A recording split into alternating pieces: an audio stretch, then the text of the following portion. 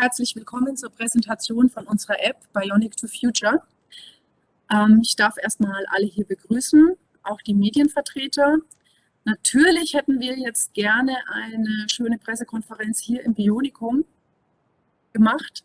Die Zustände lassen es leider wieder nicht zu. Deswegen wieder virtuell, aber wir versuchen das Beste, um irgendwie im Gedächtnis zu bleiben, versprochen. So, mein Name ist Alexandra Lang, ich bin vom Bionikum. Ich sage vielleicht vorher noch ein bisschen was, wie es eigentlich dazu gekommen ist, dass wir sowas wie eine App machen, weil wir sind ja schließlich ein Museum, da passt das ja erstmal, es liegt nicht so sofort nahe, würde ich sagen. Also diese App, die wir heute vorstellen, beruht auf unserer Sonderausstellung Bionic to Future, die Sie hinter mir sehen können. Die haben wir jetzt seit September offen für Gäste. Und in der Sonderausstellung zeigen wir Erfindungen, die es eigentlich noch nicht gibt.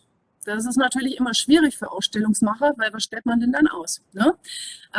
Das heißt, diese Sachen, die wir hier ausstellen, die sind gerade erst am entwickelt werden. Die werden gerade erfunden. Diese findigen Forscher, die arbeiten gerade daran, diese Erfindungen möglichst bald auf den Markt zu bekommen. Und ganz ehrlich, ohne die wäre weder die Sonderausstellung noch die App möglich gewesen. Also ganz, ganz, ganz lieben Dank an alle aus dem Projektverbund bei Bionic. Und jetzt fragen Sie sich vielleicht, was der Projektverbund bei Bionic ist.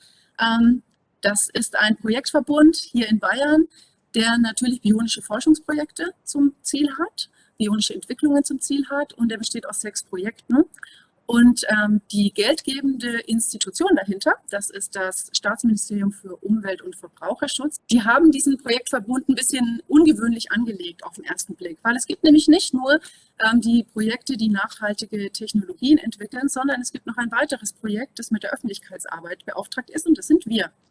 Genau, und wir begleiten die Forscher praktisch von Tag 1 an bei ihrer Arbeit. Das ist natürlich eine super Chance, diese Chance hat man relativ selten, dass man den Wissenschaftlern praktisch über die Schulter bei der Arbeit zugucken kann. Das war für uns oder ist immer noch super spannend. Genau. Ja, in der Sonderausstellung zeigen wir jetzt nun, wo es mit diesen nachhaltigen Technologien, die gerade am Entstehen sind, hingehen kann. Und zwar vor einer Kulisse, die wir, glaube ich, alle ganz gut kennen, nämlich die Heimatstadt vom Bionikum, und das ist Nürnberg. Also wie sieht Nürnberg denn im Jahr 2050 aus, haben wir uns gefragt. Die Burg wird es sicherlich noch geben, den Hauptbahnhof sicher auch, viele Plätze wird es noch geben, die werden bloß vermutlich ein bisschen anders aussehen. Vielleicht sind die ja auch grüner als gedacht, grüner als heute. Ja, lange beratschlagt, wir haben unsere Köpfe zusammengesteckt, wir haben recherchiert, wir haben drüber gebrütet, kann man sagen, und auch ein bisschen fabuliert. Und rausgekommen sind sehr schöne, also 5, 6 schöne Zukunftsvisionen, Geschichten aus der Zukunft, die wir eben in der Sonderausstellung mit den Besuchern teilen. Und wir sind sehr überzeugt von unserer Zukunftsvision. Und deswegen haben wir gedacht, wir möchten eigentlich noch mehr Besucher haben oder noch mehr Gäste haben in dieser Sonderausstellung, die wir tatsächlich hier aus rein räumlichen Gründen im kleinen Bionikum begrüßen können. Und so kam es eben zu der Idee mit der App. Ja, und eine App ist natürlich für uns auch was völlig Neues gewesen. Also wir sind Ausstellungsmacher, natürlich gehen wir da immer ein bisschen anders vor, wenn wir Mitmachexponate machen. Die kann man natürlich nicht 1:1 in eine App übertragen, das ist klar, ne? Da mussten wir schon ein bisschen umdenken. Es war schwierig am Anfang, eine echte Herausforderung, aber ich glaube, wir haben es ganz gut gemeistert mit den Entwicklern. Und ich glaube, herausgekommen ist eine tolle App, eine spielerische App, wo man viele tolle Sachen machen kann und die man vor allen Dingen, das ist ganz wichtig, überall benutzen kann. Mit überall meine ich, also wir treten sozusagen aus dem Bionikum raus, man muss nicht hier vor Ort sein. Wir können in jede Wohnung rein, sozusagen. Wir können auch in jeden Klassenraum rein. Und gerade das Letztere, das war natürlich auch ein Entwicklungsgrund für uns, weil wir haben ja gesehen, dass die Schulen in der letzten Zeit sehr stark unter der Situation gelitten haben. Das tun sie auch teilweise jetzt noch. Und so haben wir jetzt eben ein ganz gutes Tool, um tatsächlich Natur und Technik spielerisch, interessant an die Schulklassen zu vermitteln. Und es ist dann auch egal, wo die sind, ob die hier bei uns sind, ob die im Klassenraum sich befinden oder ob die zu Hause sind oder unterwegs sind, wie auch immer. Und dann ist die Bedienung auch noch kinderleicht. So, und wie funktioniert die App jetzt genau? Da möchte ich nicht vorgreifen. Das fragen wir jetzt einfach den Entwickler, den Steffen Haferkorn von Droid Solutions in Leipzig. Ich glaube, er sagt gleich selber noch ein bisschen was dazu. Deswegen greife ich nicht vor. Wir haben lange mit ihm an der App gewerkelt und gebastelt. Und er hat jetzt auch ein schönes Tool dabei, mit dem wir tatsächlich in die App reinschauen können. Ich übergebe an dich, Steffen. Ja, hallo Alex, vielen Dank. Auch vielen Dank, dass ich die App hier vorstellen kann. Ähm, Ich bin nicht direkt Entwickler, muss mich korrigieren. Ich bin Designer bei Droid Solutions. Deswegen jetzt auch vielen Dank an unsere Entwickler an dieser Stelle. Genau, also mein Name ist Steffen Haferkorn. Ich bin, wie gesagt, Designer bei Droid Solutions und wir entwickeln mit unserer Marke Kultig Anwendungen für die Kulturbranche. Und meistens sind das Multimedia-Guides für ja, in allermeisten Fällen Museen. Man kann sich das so vorstellen, dass das eine Erweiterung der klassischen Audio-Guides ist. Und dafür haben wir auch ein System entwickelt, das wir App Creator nennen, womit die Einrichtungen dann diese Guides selbst erstellen und Inhalte managen können. Ähm, Wir haben unter anderem Apps entwickelt für die Stiftung Preußische Schlösser und Gärten und deren Häuser Cäcilienhof und Charlottenburg in Berlin und Potsdam. Oder auch das Naturmuseum in Frankfurt, das Senckenberg Naturmuseum in Frankfurt. Und für zahlreiche andere Häuser. Sie können gerne unter kultig.de dann schauen, ja, nach Referenzen. Ähm, Das Bionikum Nürnberg ist mit einer individuelleren Anwendung an uns herangetreten. Wir haben zwar unser System dort mit angebunden, um die Inhalte zu managen. Die App selber ist aber kein reiner Multimedia-Guide, sondern verfolgt einen spielerischen Ansatz und ist von daher auch etwas anders als unsere Apps normalerweise sind. Und die Alex hat es ja kurz eingeführt. Also es geht darum, dass man eigentlich eine Mission erfüllt. Man wird zum Zeitreisenden, auch innerhalb der App. Und wenn man die App startet, dann sieht man hier auch erstmal die klassische Zeitmaschine, die wahrscheinlich jeder von uns jetzt in dieser Runde zumindest kennt. Und wenn man den Startbutton drückt, kommt man erstmal in dieses Zeitmaschinen-Interface. Das heißt, als Zeitreisende oder Zeitreisende muss man die Zeitmaschine erstmal starten, dann schaltet man sie ein. Man hat also einmal das Datum, das aktuelle Datum und das Datum des Jahres 2050. Und jetzt gibt es hier einen Startbutton, allerdings passiert hier jetzt noch nichts. Also man muss hier etwas mit diesen Reglern arbeiten, um den Startbutton selbst zu aktivieren. Und wenn er dann leuchtet, kann man dann auch drücken und man reist dann eben in das Jahr 2050. Und wie die Alex schon sagte, geht es hier nach Nürnberg. Es gibt ja auch noch mal eine kurze Einführung für die Spieler, was jetzt eigentlich passiert, also die Idee darum. Es ist halt so, dass man jetzt mit dieser Zeitmaschine in die Zukunft gereist ist und dann diese 5 verschiedenen Orte sieht. Allerdings will man irgendwie auch wieder zurück und dafür benutzt man auch wiederum die Zeitmaschine. Das könnte man theoretisch auch sofort tun. Aber es ist jetzt so, dass man weder Energie noch Schub hat.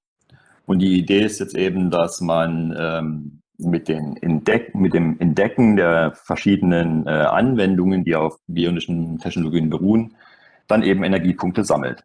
Und dafür hat man jetzt 5 verschiedene Orte. Ich gehe die mal ganz kurz durch. Die klickt man hier unten über diese Buttons an. Da gibt es einmal die Bahnhofstoilette.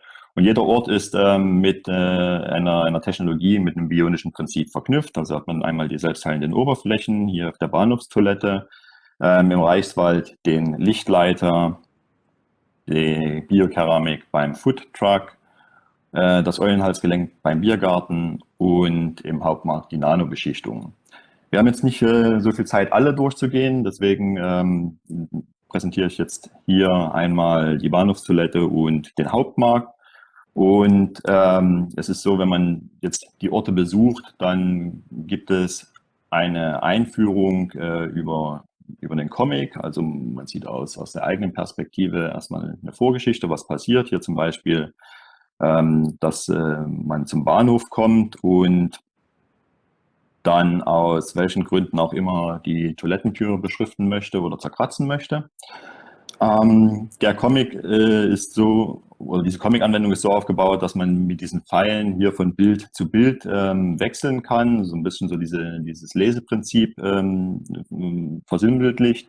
Man kann allerdings auch mit Fingergesten den Comic völlig frei steuern und auch überspringen. Das ist vor allem dann wichtig, wenn man sich das Ganze schon angeschaut hat und dann die Anwendungen nochmal bespielen möchte.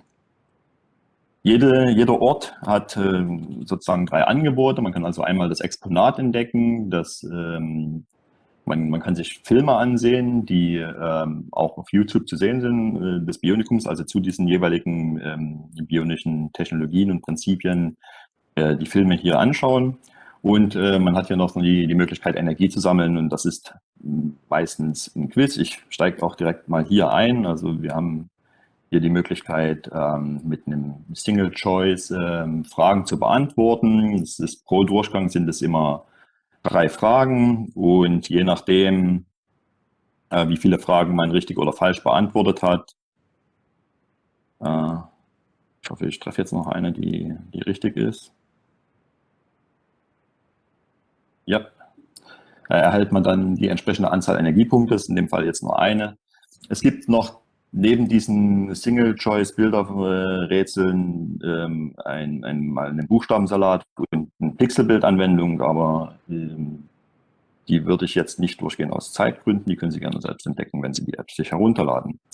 Eine Besonderheit ist die Funktion Exponat entdecken. Das war für uns auch ein kleines Highlight in dieser Anwendung als Entwickler und auch für mich als Designer, dass wir im Prinzip nochmal so kleine Spiele hier mit unterbringen. So zum Beispiel jetzt hier bei den selbstheilenden Oberflächen diese Agrardrohnen, also die Traktoren der Zukunft. Hier kann sich der Nutzer aus verschiedenen Varianten eine aussuchen, und die erste ist jetzt eben eine, die keinen Schutz gegen Schmutz und Kratzer hat. Das ist die Idee dahinter.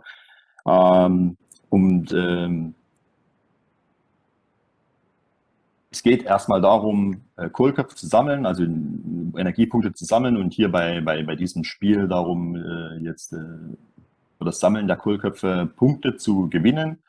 Allerdings sollte man aufpassen, dass man hier nicht über Schmutzhaufen fährt oder in Bäume knallt, damit man den Traktor nicht zu sehr verschmutzt. Und je nachdem, welchen man sich jetzt ausgewählt hat, kommt man hier bis zum Ende durch. Also ist gegen Schmutz geschützt oder eben nicht, dann wäre das Spiel vorbei. Wenn man es bis zum Ende schafft, dann hat man eine gewisse Punktzahl erreicht. Allerdings sollte man zu Beginn weise entscheiden, welche Drohne man verwendet, weil die Punkte dann entsprechend wieder abgezogen werden. Also es ist so ein bisschen das Entdecken, dass es Sinn macht, diese Beschichtung, also diesen Schutz gegen Schmutz und Kratzer zu verwenden. Dann schauen wir uns noch den Hauptmarkt an, weil wir da auch ein Spiel untergebracht haben, was uns allen sehr gut gefällt. Und zwar ist das Schneckenrennen. Also beim Hauptmarkt geht es ja darum, dass eine Beschichtung entwickelt wird, die zum Beispiel Gemüse gegen Schnecken schützt, also dass man eine Barriere mit einer Beschichtung einstreicht, woran Schnecken, wo sie keine Möglichkeit haben, nach oben zu klettern. Das haben wir umgemünzt auf ein Spiel, ein Schneckenrennen. So hat man hier auch die Möglichkeit, zwischen verschiedenen Typen zu wählen. Ich nehme hier die Rennschnecke, gefällt mir am besten, und den Namen einzugeben. Und dann eben ein weiteres Spiel zu starten. Es geht hier darum, dass man gegen die Bionikum-Schnecke, die im Hintergrund ist, antritt und als Erste ins Ziel kommt. Jetzt ist es so, dass auf dem Weg liegen dann immer diese Beschichtungen, über die man nur langsamer drüber kommt. Und dagegen möchte man was tun. Und es gibt jetzt hier eben so eine Art Zaubertrick, der dafür sorgt, dass man über die eigenen Beschichtungen leichter drüber kommt, indem man eine Brücke baut. Wenn man das erste Mal anklickt, dann gibt es auch den Hinweis, dass, wenn man ihn benutzt hat, es jedes Mal etwas Zeit braucht, um ihn wieder aufzuladen. Also man kann ihn nicht willkürlich immer benutzen. Aber man kann damit versuchen, eben schneller ins Ziel zu kommen. Und also man hat einmal die Möglichkeit, die eigenen Schleimspuren zu überbrücken oder dem Gegner der Bionikum-Schnecke weitere Beschichtungen zu applizieren. Und dann gewinnt man und erhält entsprechend dann auch Energiepunkte, oder man verliert und müsste es nochmal probieren. So, wenn man dann genügend Punkte gesammelt hat, Ich hatte es eingangs schon erwähnt, man kann es immer probieren, zurückzukommen, allerdings wird man es nicht schaffen. Man braucht eine gewisse Anzahl an Energie, man braucht eine gewisse Menge an Energie und Schub, um zurückzukommen. Und das sieht man, indem man die Zeitmaschine nachher einmal startet. Und dann gibt es hier einen schönen kleinen Gimmick. Man kann also ein Selfie von sich machen, der abhängig davon, wie viel Energie man gesammelt hat, wird eine Maske erzeugt. Und dieses Selfie kann man dann speichern und teilen. Also die Zeitmaschine versucht jetzt zurück in die Zeit zu kommen, aber in diesem Falle hat es nicht gereicht. Also man bekommt den Hinweis, ouch, du musst wohl hier bleiben. Und dann muss man halt weiterhin probieren, Energie zu sammeln, um erfolgreich zurückzukommen. Für diese Selfie-Masken hat uns die Alex und die Anna freundlicherweise schon Fotos zur Verfügung gestellt. Also es ist so, dass es 2 Selfies gibt, mit denen man erfolgreich zurückreist und 2, mit denen man weiterhin probieren muss, Energie zu sammeln. Genau, und das ist das Prinzip des Spiels. Uns hat es großen Spaß gemacht, das zu entwickeln und ich hoffe, euch allen macht es großen Spaß, das Ganze auszuprobieren. Vielen Dank. Super, danke Steffen, das war total hilfreich. Ich glaube, jetzt ist ein bisschen klar geworden, worum es in der App geht. Uns hat es auch übrigens super Spaß gemacht. Okay, wir haben später noch Zeit für Fragen und Antworten. Ich glaube, ich hole jetzt vielleicht erstmal die Dr. Susanna Randall dazu mit ihrer Videobotschaft. Susanna Randall kennen wahrscheinlich einige aus dem Fernsehen. Sie macht nämlich bei Terra X vom ZDF mit und vielleicht auch aus ihrem ganz neuen Projekt, das heißt Kosmos Musik und es ist beim BR angesiedelt. Sie ist Astrophysikerin und als solche ist sie tätig beim ESO. Das sagt jetzt vielleicht nicht jedem was, deswegen sage ich es, das ist das European Southern Observatory in Garching bei München. Dort beschäftigt sie sich mit der Evolution von Sternen und arbeitet für das ALMA-Teleskop. Das ist tatsächlich nicht in Garching, sondern in Chile, also noch weiter südlich. So erklärt sich auch Southern. Okay, das allein finde ich schon ganz schön beeindruckend. Jetzt kommt es aber noch doller, weil Susanna lässt sich gerade zur Astronautin ausbilden. Sie will tatsächlich die erste deutsche Frau werden, die ins All reist. Und das ist natürlich ein langer Weg, um dahin zu kommen.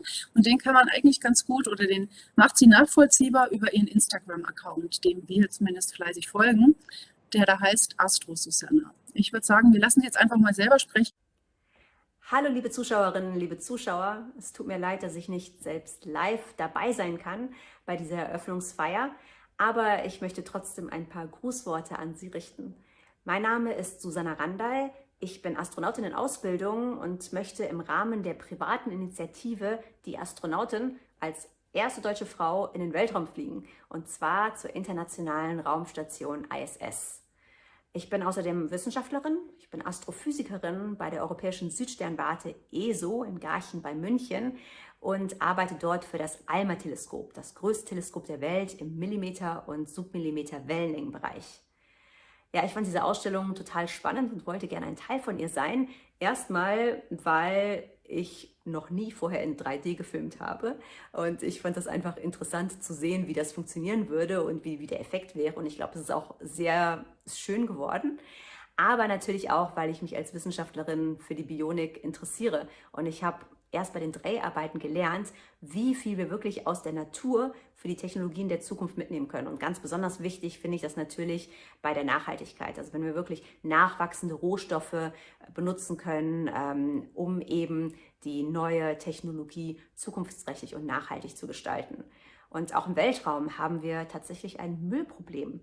Es gibt nämlich Unmengen von Weltraumschrott, die im Erdorbit herumschwirren. Das können ausgebrannte Raketenstufen sein, das können Trümmerteile von Explosionen sein, das können aber auch kaputte Satelliten sein. Und dieser Weltraumschrott wird immer mehr zum Problem für funktionierende Satelliten und auch für Menschen im Erdorbit. Und deswegen müssen wir einen Weg finden, um ihn zu beseitigen. Und da können wir uns wieder von der Bionik inspirieren lassen, beziehungsweise von der Natur. Denn wir brauchen natürlich, wenn wir jetzt eine Raumfähre hinschicken, um den Weltraumschrott irgendwie einzufangen, dann muss der Weltraumschrott ja irgendwie haften bleiben an der Raumsonde oder an dem Arm, der dorthin geschickt wird. Und da können wir eben schauen, wie das die Kraken machen oder auch die Geckos. Eine andere Anwendung, die auch hier in der Ausstellung zu sehen ist, sind sehr wendige Robotergelenke. Und die können wir in der Raumfahrt natürlich auch immer gebrauchen. Ob das jetzt ist, um einen flexiblen Roboterarm zu bauen, um Weltraum-Shuttles einzufangen und zum Andocken an die ISS zu bringen. Oder ob das, wenn wir jetzt einfach mal weiterdenken, ist, um einen ganz besonders tollen Rover zu bauen, der dann auf dem Mars herumfahren wird und auch unter Steine gucken kann zum Beispiel. Also ich denke, in der Raumfahrt gibt es auch viele, viele Anwendungen der Bionik, die die Raumfahrt zukunftsträchtiger und innovativer gestalten. Also Bionic for Space. Super, danke Susanna von hier aus, auch wenn sie jetzt nicht dabei ist, aber das war eine schöne Videobotschaft. Sie hat gerade über das 3D-Filmen gesprochen. Was genau hat sie damit gemeint? Dafür braucht es natürlich ein geeignetes Gerät und wir haben eins. Wir haben eins praktisch direkt vom Kuchenblech aus weggerissen, aus den Entwicklerhänden rausgerissen, förmlich kann man das so sagen. Ja, es ist ein 3D-Tablet, das ist völlig neu und das ermöglicht tatsächlich 3D-Erfahrungen, ohne dass man irgendetwas dafür braucht. Man braucht keine Brille, man braucht auch sonst kein anderes Gerät. Man steht einfach davor und gibt sich diesen flashigen Eindruck hin. Und diese Botschaft von Susanna im Tablet, die ist dann in einer Zeitkapsel versteckt. Genau, also hier sehen Sie jetzt die Zeitkapsel im Tiergarten. Im blauen Salon vor dem Delfinbecken stehen. Gleich wandert sie noch zum Manati-Becken und dann ist sie auch noch im Wüstenhaus zu sehen und dann auch noch draußen im Tiergarten. Der kundige Besucher wird sofort erkennen. Genau, das heißt, diese Zeitkapsel, sie wandert. Im Moment ist sie gerade an der TH in Nürnberg.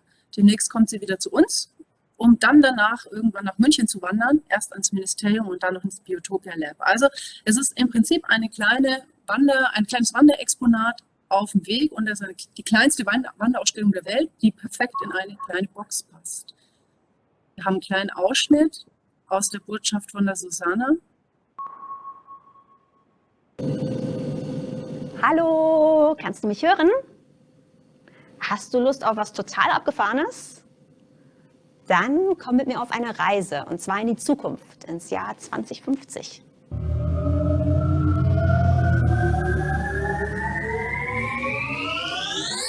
So, auch hier haben wir wieder das Intro, das wir gerade schon im App gesehen haben, nur dass Susanna einlädt, in die Zukunft zu reisen. Genau, also ich habe es gerade gesagt, sie wird bald wieder bei uns sein und dann nach München wandern. Und es ist im Prinzip die kleinste Wanderausstellung der Welt, glaube ich, weil die nur aus dieser Box mit der Zeitkapsel obendrauf besteht. Sie bringt aber dafür jede Menge mit, nämlich die App. Ja, sie fungiert quasi als Eingang für die App, so kann man sich das am besten vorstellen. Also wenn man jetzt zum Beispiel nicht weiß, dass es die App gibt, und also so wie wir jetzt hier alle, und die sich dann runterladen kann, dann kommt man vielleicht dazu, die Zeitkapsel an irgendeinem Ort stehen zu sehen, die Botschaft von Susanna zu sehen und kann dann in die App eintreten.